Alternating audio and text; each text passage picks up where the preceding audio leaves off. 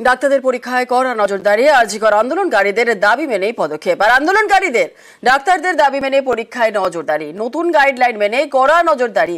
আজ থেকে রাজ্যে এমডি/এমএস পরীক্ষা। আর এবারে প্রথম সিসি ক্যামেরার নজরদারিতে পরীক্ষা কেন্দ্র থেকে লাইভ স্ট্রিমিং এর ব্যবস্থা। পরীক্ষার্থীদের তল্লাশির পরেই হলে ঢোকার বন্দোবস্ত। নির্দিষ্ট দূরত্ব মেনেই পরীক্ষার হলে বসার ব্যবস্থা। উত্তরপত্র নিয়ে যেতে ডিজিটাল লকিং।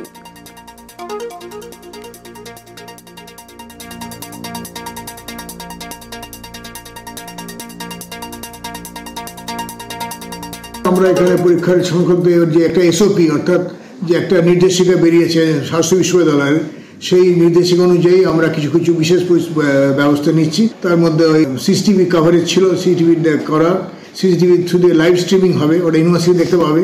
বডি ফ্রিস্কিং অর্থাৎ তাদের নানান বডি ফ্রিস্কিং চেকিং করে আমরা তাদের হলে ঢোকানো হবে। নির্দিষ্ট ডিস্টেন্স মানে মাপ মেপে আমরা তাদের বসার অ্যারেঞ্জমেন্ট করব এবং পরীক্ষার হয়ে যাওয়ার পর পরীক্ষার যে উত্তরপত্রগুলিকে আমরা একটা বিশেষ ট্রাঙ্ক পাঠানো ইউনিভার্সিটিকে পাঠিয়েছেন, সেই ট্রাঙ্কে দিয়ে একটা ডিজিটাল লকিং করে আমরা পাঠাবো, পোস্টের থ্রু দিয়ে পাঠাবো। অঙ্গনবাড়ি কেন্দ্র আছে, ঘর নেই। পরিত্যক্ত গোয়াল ঘরে মিড ডে মিলের রান্না। 10 বছরেও স্থায়ী ঘর না মেলার অভিযোগ। নামখানার অঙ্গনবাড়িতে চরম দুর্ভোগ।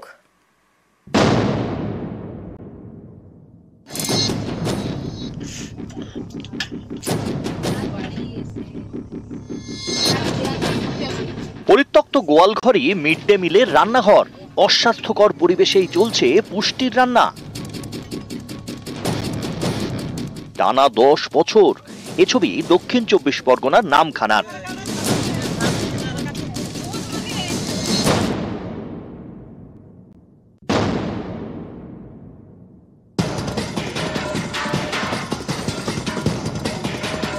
নামখানার শিবনগর আবাদ এলাকার অঙ্গনওয়াড়ি কেন্দ্র।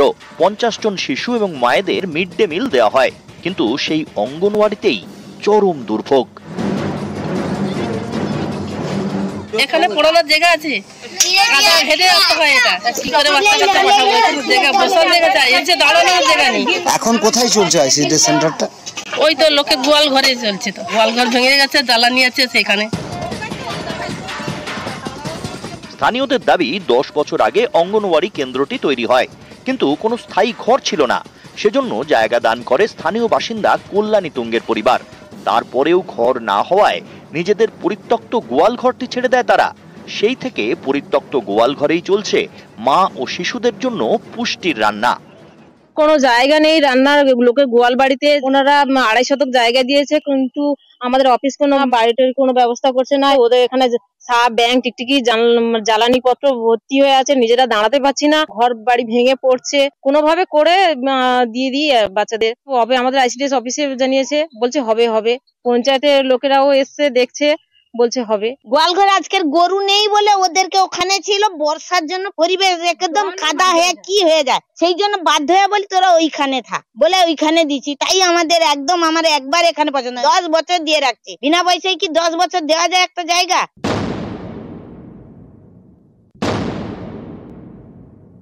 খবরটা আমাদের কাছে এসে আপনাদের মাধ্যমে আমরা অবশ্যই জিনিসটা খতিয়ে দেবো এবং সিডিপির সঙ্গে কথা বলবো। আমরা ওটাকে ভেরিফিকেশন করি, অতি দ্রুততার সঙ্গে যাতে পঠন পাঠন উপযোগী হয়ে ওঠে শিশুদের জন্য, সেটা আমরা ব্যবস্থা করবো অবশ্যই। নিউজ 18 বাংলা। রেলের ডাবল লাইনের কাজ চলছে।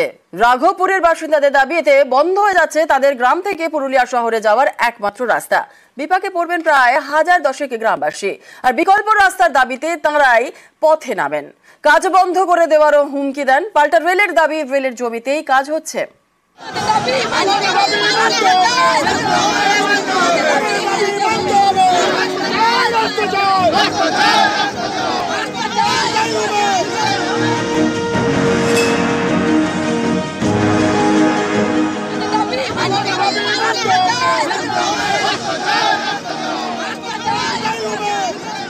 রেলের জমির উপর দিয়ে এত বছর ধরে যাতায়াত, সেই জমিতেই শুরু হয়েছে ডাবল লাইনের কাজ। কাজ শেষ হলে বন্ধ হয়ে যাবে দীর্ঘদিনের রাস্তা। তাতে বিপাকে পড়বেন পুরুলিয়া শহর লাগোয়া রাঘবপুর পঞ্চায়েত এলাকার 1010 বাসিন্দা। বিকল্প রাস্তার দাবিতে তাঁরাই রবিবার পথে নামেন।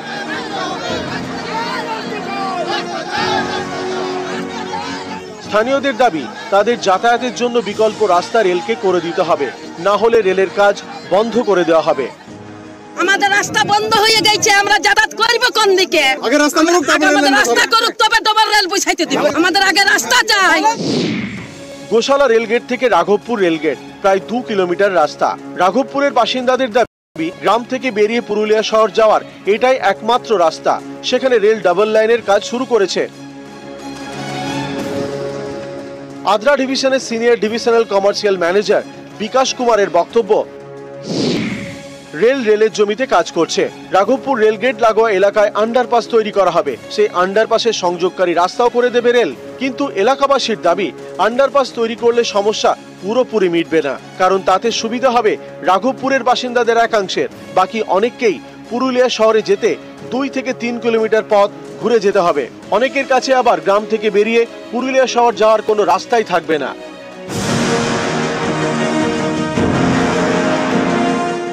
অভিযোগ, এই নিয়ে বারবার রেল ও পুরুলিয়ার বিজেপি সাংসদকে জানিয়েও লাভ হয়নি। প্রতিবাদে এদিন পথে নামেন স্থানীয়রা। ডাবল লাইন তৈরির কাজ কিছুক্ষণ বন্ধ করে দেন। जमीन कोई खरीदा है तो देखा नहीं कि पंचायत का रास्ता कहाँ नहीं देखे। यहाँ का बासिंदा है, इतना घर हुआ है रेल का जमीन खरीदेगा तो देखेगा नहीं कि रास्ता कहाँ से है।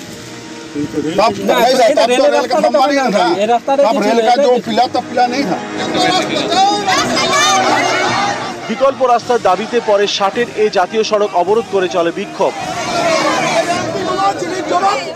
আমরা যে রাস্তায় পারাপার করতাম সেই রাস্তায় রেল ডবল লাইন করার জন্য নিয়েছে। ঘর থেকে বেরোবার, ছেলে থেকে স্কুল পৌঁছাবার, কারো যদি কোনো কিছু হয় হসপিটাল নিয়ে যাওয়ার মতো রাস্তা নেই। তাই আমরা বাধ্য হয়ে রাজ্যপথ আমরা অবরোধ করতে বাধ্য।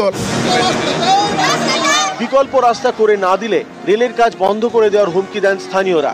শেষমেশ প্রায় 20-25 মিনিট পর পুলিশি আশ্বাসে অবরোধ ওঠে। পুরুলিয়া থেকে ইন্দ্রজিৎ মণ্ডল, নিউজ 18 বাংলা।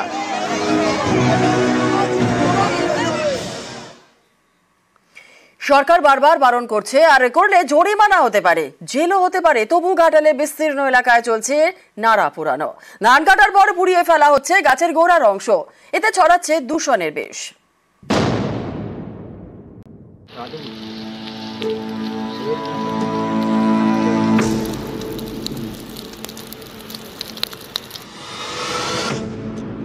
কে শোনে কার কথা?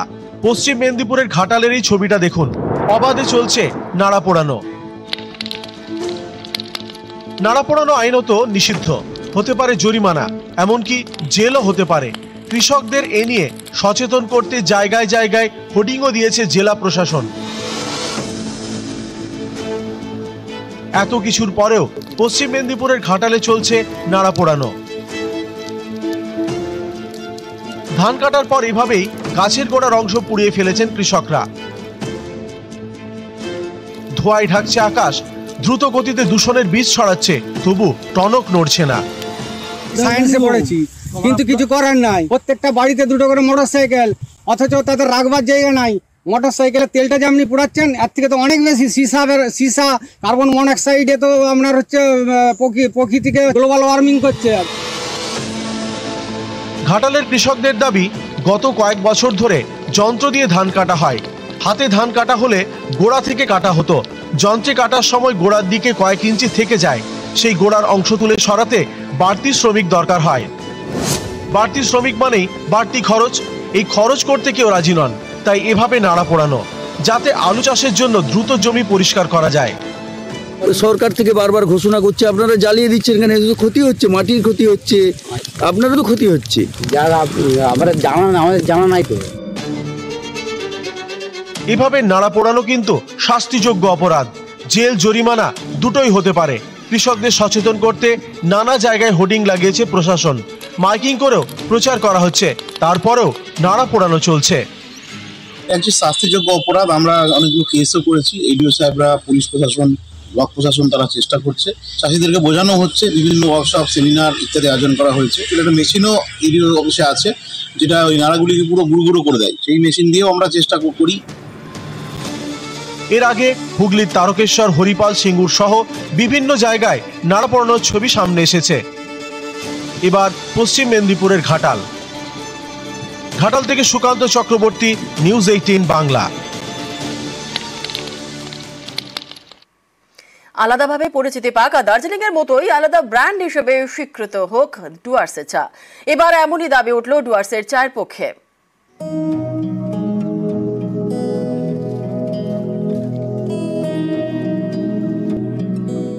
দার্জিলিং চা স্বাদ গন্ধের জন্য জগৎ জোড়া খ্যাতি। দার্জিলিং এর মতোই আলাদা পরিচিতি রয়েছে অসমের চায়েরও। এবার ডুয়ার্সের চাকে আলাদা ব্র্যান্ড হিসেবে স্বীকৃতি দেওয়ার দাবি উঠল। ডুয়ার্স সারা ভারতবর্ষের 35% চা উৎপাদন করে, কিন্তু তার কোনো ব্র্যান্ড নেই। সে আসামের পিলার হিসেবে বিক্রি হচ্ছে। ডুয়ার্সের প্রচুর বাগান আছে, আসামের বড় বড় ভালো বাগানের চেয়েও ভালো প্রোডাকশন করে, কিন্তু সেই যে স্টিগমাটা আছে তার জন্য কিছু হচ্ছে না। দার্জিলিং এর পাশাপাশি ডুয়ার্সেও প্রচুর চা বাগান রয়েছে। ছোট বড় মিলিয়ে 183টি চা বাগান রয়েছে ডুয়ার্স এলাকায়। দেশের মোট চা উৎপাদনের 35% হয় ডুয়ার্সে। ডুয়ার্সের চা মহল মনে করছে আলাদা ব্র্যান্ড না থাকায় তাদের এলাকার চা ঢাকা পড়ে যাচ্ছে দার্জিলিং কিংবা অসম চায়ের ছায়ায়। এই অবস্থায় জলপাইগুড়িতে একটি আলোচনা সভায় উঠল ডুয়ার্সের চাকে আলাদা ব্র্যান্ড হিসেবে স্বীকৃতি দেওয়ার দাবি। আলাদা ব্র্যান্ড হিসেবে স্বীকৃতি পেলে ডুয়ার্সের চায়েরও বাজার আরো বাড়বে বলে মনে করছেন বিশেষজ্ঞরা। ডুয়ার্স চাটাকে আমরা বিশ্বের বাজারে আরও ভালোভাবে আমরা মার্কেটিং করতে পারি। ডুয়ার্সের একটা টিবোর্ডের তরফ থেকে লোগো আছে এবং আমরা সেই লোগোটা দিয়ে যাতে আরও ডুয়ার্সের যে স্পেশালিটি সেটা আমরা যাতে বিশ্বের বাজারে তুলে ধরতে পারি তার জন্য আমরা প্রচেষ্টা চালাই। জলপাইগুড়ি থেকে শান্তনু কর, নিউজ 18 বাংলা। আজ রাজ্যে 6 বিধায়কের শপথ গ্রহণ। দুপুরে নবনির্বাচিত 6 বিধায়কের শপথ। বিধানসভায় শপথ বাক্য পাঠ করাবেন রাজ্যপাল সিভি আনন্দ বোস। আজ রাজ্যে 6 বিধায়কের শপথ গ্রহণ। আজ দুপুরেই নবনির্বাচিত 6 বিধায়কের শপথ গ্রহণ। বিধানসভায় শপথ বাক্য পাঠ করাবেন রাজ্যপাল সিভি আনন্দ বোস।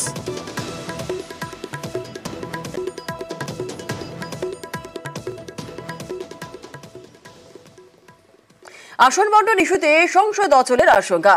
লোকসভায় আলাদা করা হলো সুদীপ বন্দ্যোপাধ্যায়ের আসন, আর তৃণমূল সাংসদের থেকে আলাদা সুদীপ বন্দ্যোপাধ্যায়ের আসন।